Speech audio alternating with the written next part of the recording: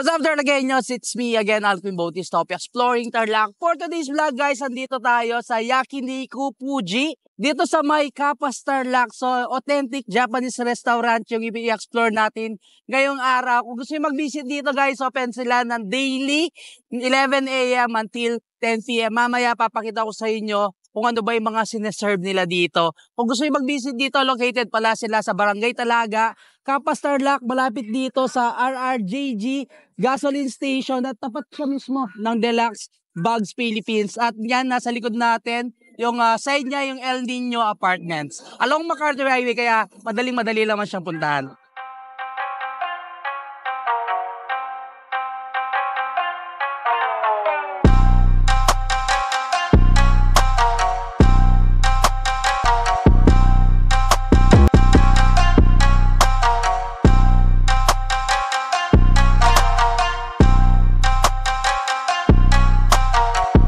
Irashaimase, welcome po sa Yakiniku Fuji Restaurant. Very authentic Japanese food po. Please come and enjoy our yummy Japanese food.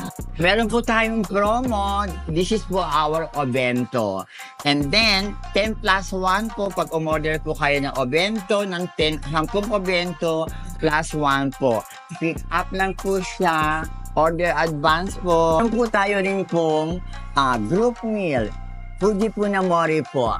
Dalawa po siya, isang size M po, tsaka size L po. Ito po ang special meat ng Yakiniku Fuji. Ito po tayong special na Wagyu cube, Japanese sausage, gyutang, jokabi, toko jokabi, Wagyu karbi, torichimai, hormone, at iba pa. Dito lang niyo po matitikman ang mga special meat. Ito na po ang super fabulous pong Yakiniku Fuji na only. Dito niyo lang po matitikman ang premium beef, chicken, and pork. Ang unang-una pong only natin ay $4.99. Chicken and pork lang po siya with side dishes po. And then $5.99 po, pork, chicken, and beef po with the side dishes po. Plus, ice cream po, 1 scoop. Free ko pa yun. Pa-free ko po yun. And then, $7.99 po with, side dishes with Japanese a la carte po siya. Pag pipilian nyo po dito, yung tori karage, tonkatsu, may ramen po tayo na tonkotsu ramen, meron po tayong maki na California maki, and of course, meron po tayong beef curry.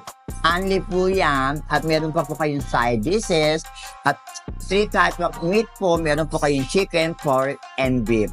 Super sulit po sa $7.99 because lahat po ay premium po at yummy, fabulous food po tayo. Ito po ang ating yogan plate. Ito pong yogan plate po ay gawa po yan sa lava. From Mount Fuji po itong lava na to. Kaya ito po ay kinompres, ginawa po siyang plate. Dito po tayo magluluto ng meat.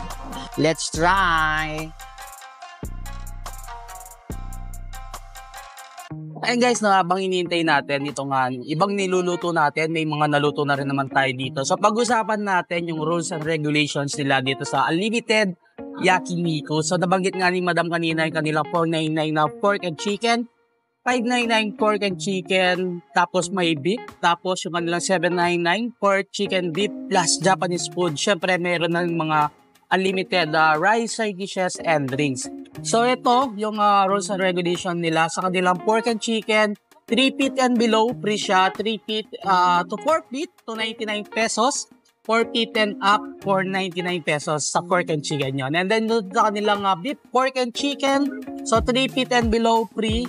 And of course, yung kanilang 3 feet to 4 feet, 399 pesos. 4 feet and up, 599 pesos for beef, pork, and chicken. So no takeout for any dishes, no leftovers, extra charge of 200 pesos every 100 grams for leftovers. So unlimited soup and side dish from selection, unlimited rice, and then yung unlimited ice nila. So other drinks, pwede naman din kayo mag-order dito.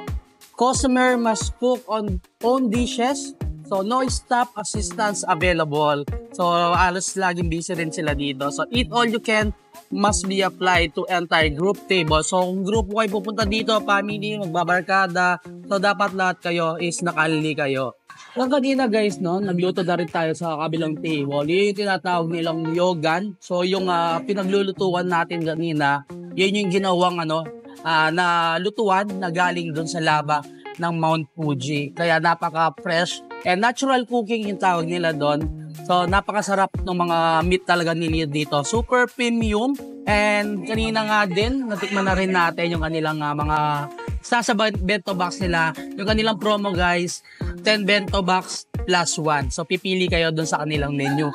So, ayan, titikman naman natin itong kanilang unlimited yakiniku. Yakiniku guys, it means ito yung mga niluluto natin dito sa grill. So, yung tawag dito is grill on net.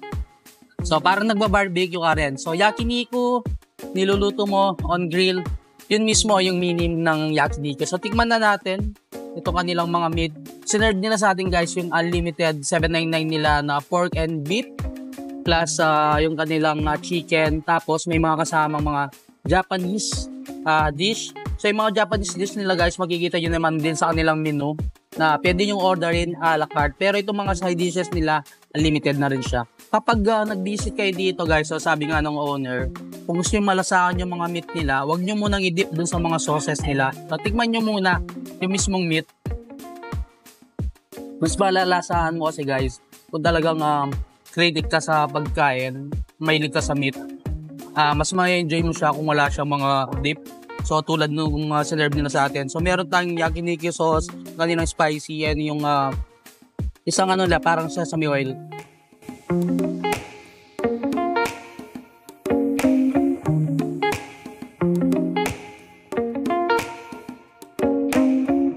Actually guys, marami din silang sineserve dito ng mga drinks nila. Meron din silang mga alcohol drinks.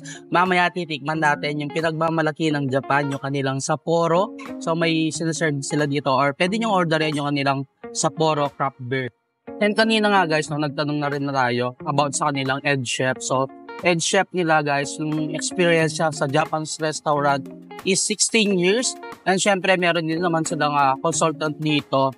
Isa siyang sikat na Japanese chef na talaga na mga authentic Japanese cuisines yung mga sineserve nila. Kaya kung magdadayin naman kayo dito guys, yung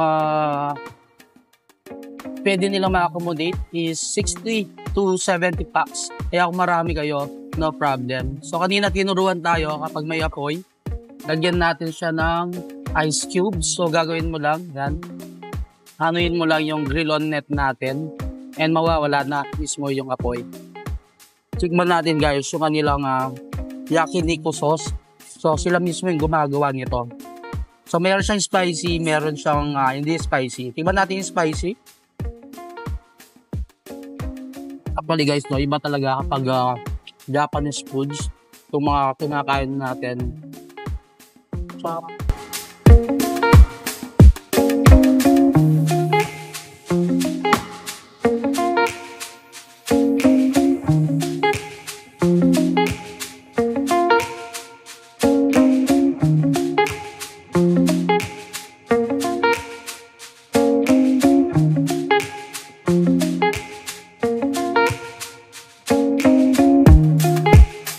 eto na guys yung kanilang Sapporo craft beer. So meron kayong pwedeng pagpilian yung ganitong kalaki or yung kanilang mega. So I think guys na 1 liter yung kanilang mega. Tikman natin.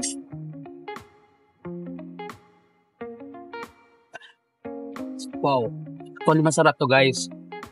To partner habang nag-grill kayo tapos uminom kayo ng Sapporo craft beer. Solid. Hey guys, hanggang dito na lang. Don't forget to subscribe, like, comment, and click the notification bell para updated kayo sa lahat ng videos ko. And of course, huwag niyong kalimutang i-share ang video to para malaman din ng mga ibang Katardagenyas natin dyan. Itong si Yakiniku Fuji, dito sa may Kapas, third lock na talaga naman nag-serve ng mga premium meat. And syempre, kakaibang experience kung gusto nyo maka-experience sa authentic Japanese restaurants. So, ito yung place para sa inyo guys. So, marami kayong pagpipilian, mga a la carte.